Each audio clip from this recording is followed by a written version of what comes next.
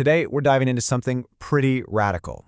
It's a new model for understanding human connection called the Trinket Soul Framework. And it's wild because it looks at our relationships not just through the lens of psychology, but believe it or not, through physics and economics.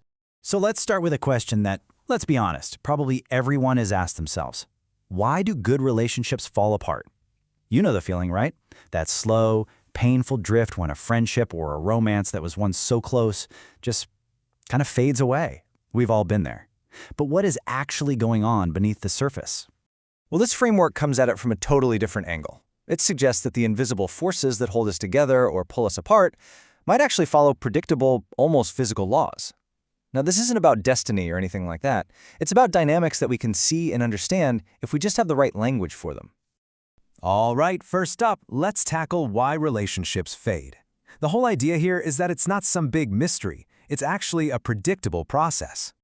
And to get a handle on that process, we need some new words, a new vocabulary. And it all starts with this one core concept, the language of trinkets. Yeah, this is the really elegant part. The framework takes all of our messy, complex interactions, every text, every conversation, every shared look, and boils it all down to one simple, powerful building block. And that building block, it's called a trinket. So what is it? A trinket is basically any meaningful exchange, big or small, that keeps a connection alive and helps it grow. Think of it like a little packet of information that comes with an acknowledgement. It's something that genuinely updates the other person's mental model of who you are and where your relationship stands. And these trinkets, they can be literally anything. A quick text, just to say you're thinking of them. Bringing up a shared memory that makes you both smile. Giving someone your complete, undivided attention. No phone, no distractions. An inside joke. Even a moment of real, raw vulnerability. All of these are trinkets. They are the actual currency of connection. Okay, now for the really cool part, where we get into the physics of connection. This is where the framework borrows a concept from thermodynamics to explain something about relationships that we all kind of feel in our bones. You know how a hot cup of coffee, if you just leave it on the counter, will always, inevitably, go cold? That's entropy. It's the universe's natural tendency to move from order to disorder. Well, the framework argues our relationships work the exact same way. They call it relational entropy. Without a constant input of energy, without that steady flow of trinkets, our connections don't just stay the same. They naturally, predictably decay.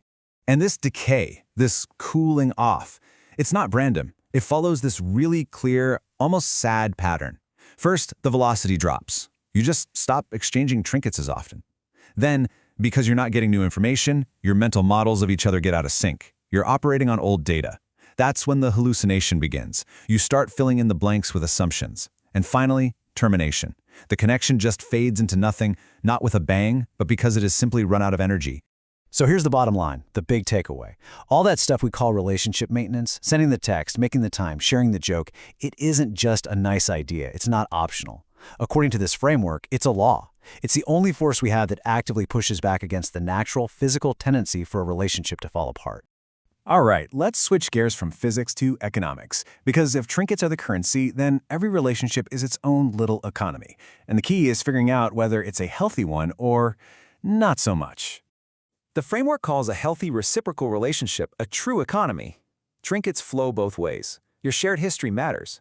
Both people have skin in the game. Both people can be hurt. But then there's the shadow economy. This is one-sided. Think of a fan's relationship with a celebrity, or maybe even more relevant today, our relationship with an AI companion. You can pour your heart out, but that AI is invulnerable. It resets every time. It has no persistent history with you. The flow is all one way. And this next idea from economics is just brilliant. For all those times we avoid a tough conversation, the framework has a name for it: technical debt. It's a term from software engineering. Every time you take a shortcut by not dealing with a conflict, you're not actually fixing anything. You're just pushing the problem down the road, and it collects interest. This quote just nails it, doesn't it? A 5-minute conversation today prevents a 3-hour crisis 6 months from now. Every little unspoken resentment adds a tax to all your future interactions. That interest compounds, making every conversation harder and harder, until that debt is just too big to handle. It is so much cheaper to just have that uncomfortable 5-minute chat today. Okay, so let's bring this all home. Let's make the invisible visible. What does all this physics and economics talk actually mean for you and your relationships? I know what you might be thinking. Hearing all this, isn't it all a bit cold? A little clinical? Does it really just boil down love and friendship to some formula? And the answer from the framework is a hard no. Absolutely not. These are powerful analogies, not literal facts. Relationships don't literally obey Newton's law of cooling. But the mathematical shape of that decay, it looks uncannily similar to how a friendship fades.